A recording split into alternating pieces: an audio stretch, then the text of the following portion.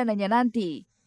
Ya pastilah doain Ayu. Khusus yaitu Bilqis, semoga diberikan kesehatan, Ayu diberikan kelancaran, rezekinya makin bertambah dan karirnya tambah sukses. Masalahnya ya supaya cepat selesai ya. Nggak menghindar juga nggak bisa. Apa yang mau dihindarin? Ya udah hadepin aja. Ya makanya saya berharap ya mudah-mudahan masalah cepat selesai gitu. Jadi kegiatan saya udah normal seperti biasa lagi, nggak ada masalah-masalah yang ada yang ngebuat masalah lain lah atau apalah itu.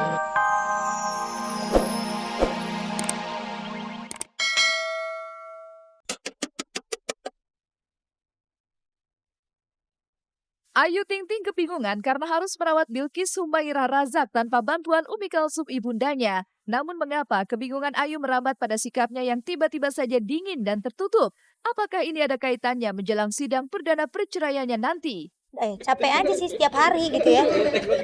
Saya juga nggak enak gitu setiap hari muncul di TV gitu kan dengan berita-berita. Padahal nggak ada beritanya yang harus dibahas lagi gitu. Jadi ya capek sih, iya capek ya. Tapi ya mau diapain lagi gitu. Saya juga nggak enak gitu kan sama orang ada di TV mulu sinetron atau stripping apa. Dicecar 10 pertanyaan selama 7 jam, Edis Adelia mengaku lelah. Lantas, bagaimana nasib Edis Adelia selanjutnya? Akankah ia mengikuti jejak suaminya? Iya, agaknya lah saya hari ini memang agak sedikit kurang sehat.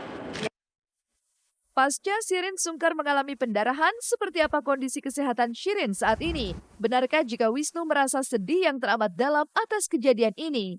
Banyaknya warga korban bencana Gunung Kelut yang meratapi nasibnya akibat erupsi Gunung Kelut beberapa waktu lalu mendorong sejumlah artis yang tergabung dalam Indigo Care untuk bisa berbagi. Lantas, seperti apa aksi kepedulian mereka di saat status Gunung Kelut berada pada level waspada? Pemirsa, saksikan keseluruhan kabar tersebut yang sayang untuk Anda lewatkan hanya di Celeb on Cam. Agak stres sih ya, tapi ya udahlah. Cuma 9 hari doang kan. Ya. Pasca menggelar acara akikahan serta cukur rambut putri pertamanya Bilqis Humairah Razak 2 hari lalu, pedangdut Ayu Rosmalina kini harus kerja keras. Pasalnya, sang bunda Umi Kalsum yang setiap harinya mengasuh Bilqis, Senin dini hari kemarin harus meninggalkan dirinya guna menjalankan ibadah umroh ke Mekah Al-Mukarramah. Tapi benarkah Ayu harus memending semua aktivitas syutingnya demi menjaga buah hatinya? Dan benarkah Umi Kalsum sempat ragu saat harus meninggalkan cucu pertamanya itu? Iya bagi tugas sama ayah gitu jadi ya udah sekarang saya kerja tapi sore saya juga udah pulang lagi sebentar doang gitu live. Saya kan kalau itu suka ganti-gantian ya, saya bisa istirahat tidur sebentar gitu ibu yang ngejagain gitu. Tapi ini kan nggak ada, hari ini saya full sama Bilqis gitu. Udah lihat ya yang lihat gitu ya pastinya ya karena dia kan ya paling dia pesan ayah tolong gantian jaga Bilqis ya. Iya kan udah bisa mandiin, ya alhamdulillah sih udah. Kepergian Umi Kalsum guna menunaikan ibadah umroh memang tak seperti saat dirinya pergi menjalankan ibadah haji beberapa bulan lalu. Kabarnya Umi Kalsum baru akan bertolak ke Tanah Suci Mekah Al-Mukarramah pada hari Senin pagi kemarin. Namun tiba-tiba saja keberangkatan Ibunda Ayu ini dipercepat pada hari Senin dini hari. Benarkah Ayu sengaja menutupi kepergian ibundanya dari kejaran media?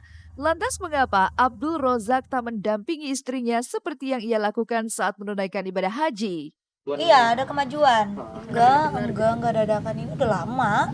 Dari tahun kemarin juga itu. Emang enggak gitu. Emang kan kita sejauhnya teman-temannya udah teleponan. Yang nggak tahu kita juga enakan kan pagi ya.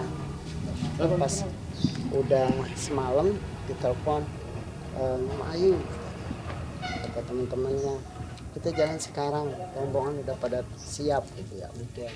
Enggak ditutupin siapa sih mau ibadah nutupin kan nggak mungkin ya karena rencana memang pagi ini kita juga pakai perpasan juga emang udah tahu kan harusnya umroh ya terus semalam mendadak itu ditelepon harus siap-siap.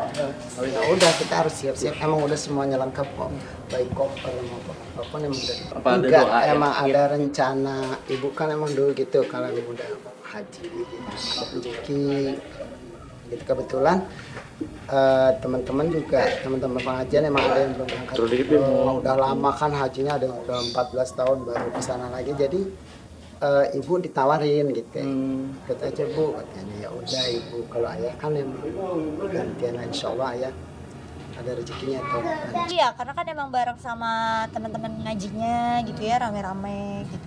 Jadi ya udahlah, nggak apa-apa. Ntar tahun depan baru bareng-bareng lagi satu keluarga. Iya, ajak Bilkis. Kayak saya sekarang kan nggak umroh dulu, biar ibu aja yang umroh gitu. Tahun depan saya umroh bareng Bilkis, ayah, Siva, gitu. Rame-rame lah. Sudah dipersiapkan dari sekarang. Insya Allah, nabung dulu makannya. Tertutupnya Ayu Ting Ting ini memang bukan sifat yang biasa. Pasalnya selama ini sosok wanita kelahiran Depok 23 tahun silam ini selalu terbuka kecuali soal sosok buah hatinya. Namun perubahan sikap Ayu ini kabarnya mulai tercium saat acara akikahan Bilkis beberapa hari lalu. Ayu yang biasanya banyak bicara mendadak dingin dan terkesan tidak welcome. Bahkan ia mengaku kalau dirinya tak ubahnya seperti seorang tawanan lantaran tak bisa lagi menikmati sebuah privasi. Benarkah Ayu mulai alergi lantaran kehidupan pribadinya terus dibicarakan? Apakah setelah sukses membuat penasaran publik terhadap sosok Bilkis, Ayu sengaja mengeksklusifkan dirinya? Mengapa baru kali ini Ayu merasa gerah menjadi sorotan kamera? Iyalah, udah kayak tawanan aja nih rumah. Ya saya kan dan keluarga juga butuh istirahat ya. Nggak setiap hari saya harus ngasih tahu informasi kegiatan anak saya gimana perkembangan. Itu lagi masih sama aja gitu, belum bisa ngapa-ngapain ya namanya bayi. Capek aja sih setiap hari gitu ya. Saya juga nggak enak gitu setiap hari muncul di TV gitu kan dengan berita-berita. Padahal nggak ada beritanya yang harus dibahas lagi gitu. Jadi ya capek sih, iya capek ya, tapi ya mau diapain lagi gitu. Saya juga nggak enak gitu karena sama orang ada di TV mulu, ini sinetron atau stripping apa. Capek karena pemberitaan ya, apalagi kalau udah disangkut pautin yang nggak penting gitu. Jadi penyampaian diri kerjaan saya masih banyak. Jika Ayu mulai bosan karena wajahnya kerap menghias layar kaca, barangkali itu berkaitan dengan profesinya sebagai entertainer. Tak jarang dalam satu hari Ayu bisa tampil lebih dari satu kali menjadi bintang tamu di berbagai acara. Bahkan belakangan, Ayu juga menjadi salah satu host di sebuah acara yang ditayangkan setiap hari. Belum terungkapnya sosok Bilkis serta kehidupan Ayu pasca kisruh di dalam rumah tangganya bersama Angie dianggap menjadi alasan mengapa Ayu kerap menjadi buah bibir. Lantas mengapa Ayu tiba-tiba saja berubah sikap menjadi seperti ini? Bukankah ini resiko dari pekerjaan yang digelutinya? Atau berubahnya sikap Ayu ini dikarenakan dirinya tengah pusing dan stres menghadapi sidang perceraiannya yang akan digelar pada tanggal 18 Maret mendatang? Iya resiko, tapi kan saya ngeliat kayaknya yang lain gak sampai gini-gini banget gitu. Kok kalau saya kayaknya sampai setiap hari gitu kayaknya. Konsekuensi sih yang kalau saya naik dengan karir saya atau single-single terbaru saya sih nggak apa-apa ya. Ini kan karena masalah dari rumah tangga saya yang dinaikin kayak gitu-gitu. Itu buat saya itu kan privacy juga buat saya. Bukan berarti saya harus umbar semuanya di.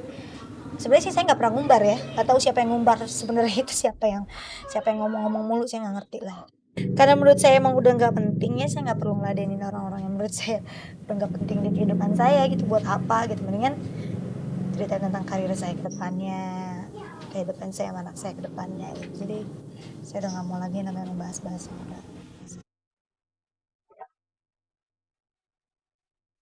Coba bertanya so.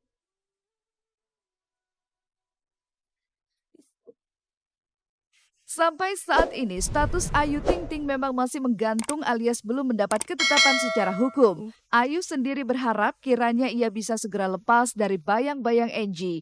Belum jelasnya soal nasib dirinya ini kabarnya ia sampaikan pada Umi Kalsum untuk mewakili dirinya memanjatkan doa di kota suci Mekah guna mendapatkan kemudahan dan kekuatan dalam menghadapi sidang perceraian perdananya nanti.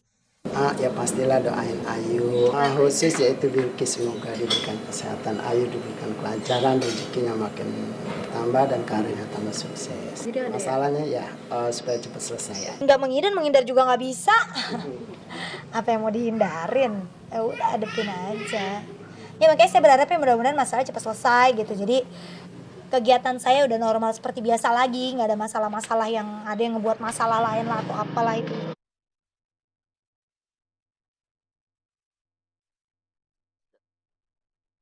Kalau tidak hadir tanpa keterangan tentunya akan ada penjemputan.